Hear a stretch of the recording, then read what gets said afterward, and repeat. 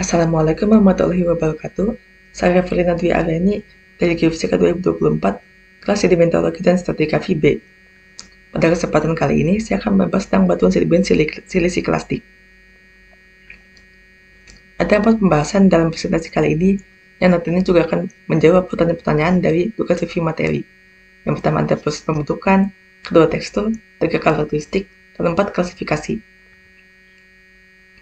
Yang pertama, kita akan membahas tentang proses pembentukan. Pertama, saya jelaskan dulu apa itu batuan sedimen silisi klastik. Jadi, batuan sedimen silisi klastik itu adalah batuan sedimen yang sebagian besar komposisinya adalah silikat, yang berasal dari pelapukan batuan asal dan vulkanisme piroklastik.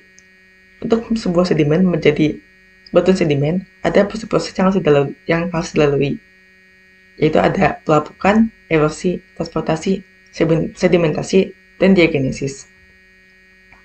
Yang pertama adalah pelapukan. Pelapukan itu adalah degradasi batuan yang berada di bawah pengaruh langsung dari atmosfer atau hidrosfer. Jadi jenis pelapukan ada dua, ada kimia dan fisik. Pelapukan kimia diantaranya adalah dissolution, hydrolysis, hydration, dan oxidation.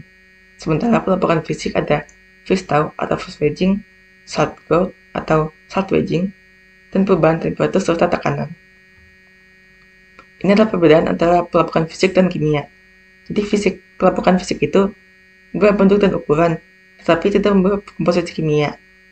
Sementara pelapukan kimia bisa membawa bentuk dan ukuran, dan juga komposisi batuannya itu berubah. Biasanya akan ada reaksi kimia yang terjadi pada batuan tersebut. Berikut ini adalah contoh-contoh foto dari pelapukan fisik dan pelapukan kimia. Di kiri ini fisik dan kanan kimia. Di sini ada frost wedging, salt wedging, dan exfoliation. Ini karena suhu dan tekanan yang tinggi, sehingga pelapukannya seperti mengulik bawang.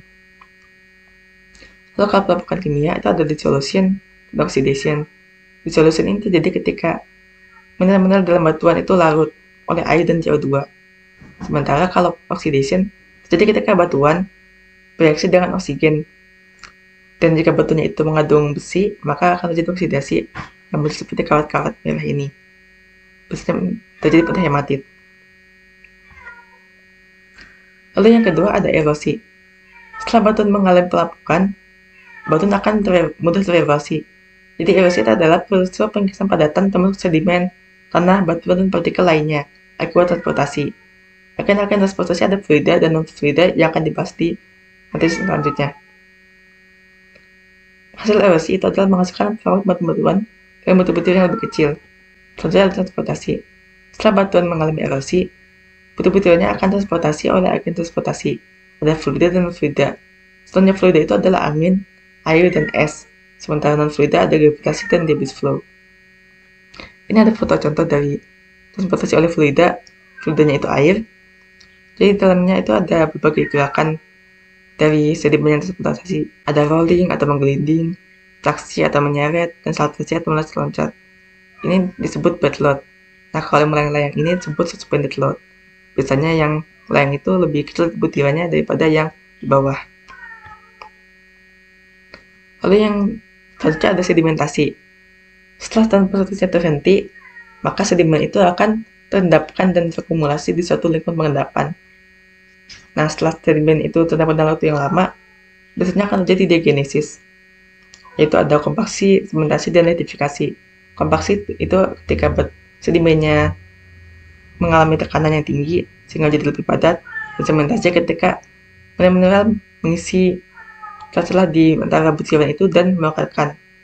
Sementara litifikasi itu proses mengubah sedimen menjadi batu sedimen.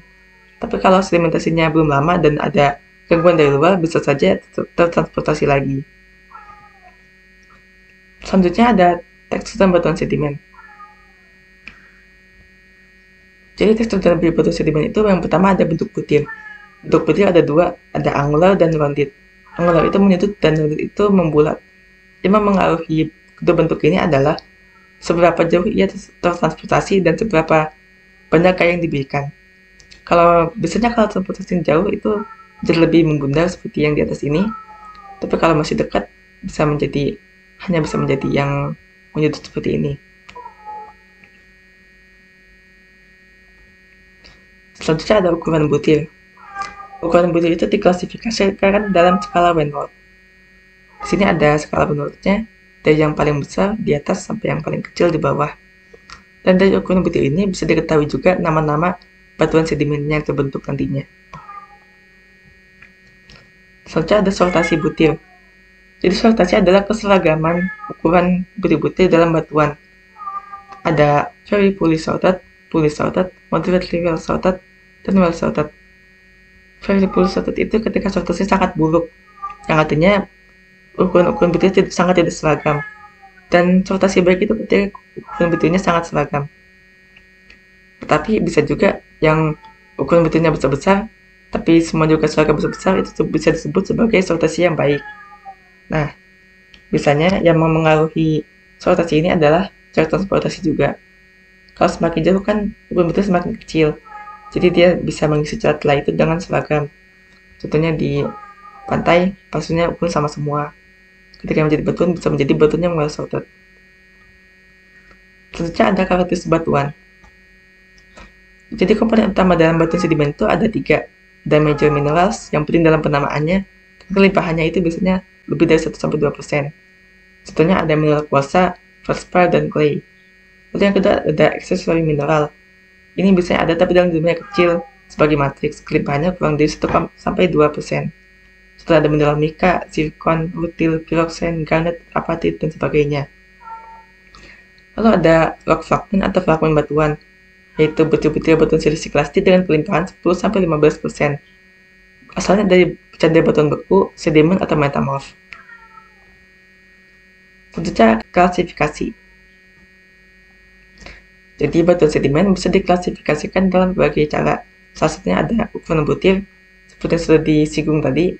Kalau ukuran butir itu bisa menentukan batuan sedimen apa yang terbentuk. Butiran-butiran yang besar akan menghasilkan konglomerat atau breksi. Tapi yang lebih kecil itu bisa jadi sandstone, siltstone, dan claystone. Ini ada gambar contohnya, yang kiri itu konglomerat, dan kanan breksi. Perbedaannya itu ada di bentuk butirnya. Kalau konglomerat itu butirnya membundar, sementara kalau breksi itu butirnya menyudut. Lalu yang ini adalah batu pasir, batu lanau, dan batu lempung. Bagaimana cara membedakannya? Cara membedakannya itu dari ukuran butirnya. Kalau batu pasir itu lebih besar, yaitu 0,025-2 mm, batu lanau itu lebih kecil daripada batu pasir, tapi lebih besar juga daripada batu lempung. Ukurannya antara 0,039 sampai 0,0625 mm. Dan batu lempung itu yang paling kecil, ukurannya itu 0,00006 sampai 0,0039 mm. Dari gambar juga bisa terlihat kalau batu lempung itu paling halus kelihatannya daripada batu pasir, yang masih bisa kelihatan ada kasar-kasarnya. Selanjutnya ada klasifikasi perizion. Klasifikasi ini berdasarkan persentase matriks dalam batuan. Matriksnya hanya 0-15%, itu diklasifikasikan dari segitiga yang paling depan. Nah, dari sini juga harus dilihat gimana komposisi mineralnya. Kalau misal kuarsanya banyak, fosfor dan fragmen batuannya sedikit, maka namanya bisa menjadi kuars arenet. Sementara untuk batuan yang memiliki matriks lebih dari 75% akan disebut madrock, dan yang diantaranya 15-75% disebut weki.